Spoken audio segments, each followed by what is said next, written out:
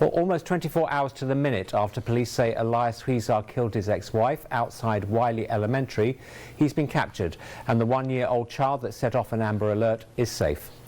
The Amber Alert for 40-year-old Elias Huizar and one-year-old Roman Santos was issued last night after that deadly shooting at the school, and another victim was found at Huizar's house. Oregon State Police say they caught up to Huizar on Interstate 5 just outside Eugene. They say there was a pursuit that at times topped 100 miles an hour, but ended with Huizar shooting himself in the head and little Roman taken to safety with troopers. We first got word that he might be in Oregon when a state clerk in Portland says she saw Huizar at the Plaid Pantry on Hayden Island. The clerk called 911 to report the sighting just before 1 this morning. Portland police say that clerk also reported seeing a child in the back seat. Well, late this afternoon, during a news conference in West Richland, authorities went into more detail about what happened at Wiley Elementary. The Richland School District Superintendent says Huizar showed up at the school just as students were being let out for the day and clearly targeted his ex-wife, Amber Rodriguez, shooting her dead. District leaders also confirmed Elias Huizar had worked as a substitute teacher. They say nothing criminal or even negative came up on the background check. All of his background checks came back positive. His reference checks were positive from another school district, and there were no red flags when he was hired. However, on February 14th, 2024, we received notice of Mr. Huizar's arrest, and learning of the allegations against him, we immediately removed him from being able to work or volunteer. At the time, his last day of substitute teaching for us was June 14th, 2023.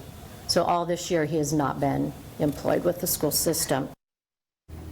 And there's still no motive understood as to why he did what he did. But those charges mentioned that were pending against Huizar included rape of a child in the 3rd degree and rape in the 2nd degree. With such serious charges, why was Huizar allowed to post bail? Our reporter Aidan Whitaker has more on that. Elias Huizar was out on bail, already facing serious charges, arrested earlier this year in the very same West Richland home surrounded by a SWAT team Monday, where eventually a second person was found dead. According to court documents, Huizar is facing at least 2 separate charges for raping a drunken 16-year-old girl in his home and for his relationship with that girl's best friend, who he got pregnant at 15 years old. Eventually, he was allowed to post bail and was released. Benton County Prosecutor Eric Eisinger addressed why Huizar was able to post bail. The requested bail amount was $250,000. Between the 2 cases, that amount was set by the court. And that was based on, as provided in Criminal Rule 3.2, which provides the standards for bail settings.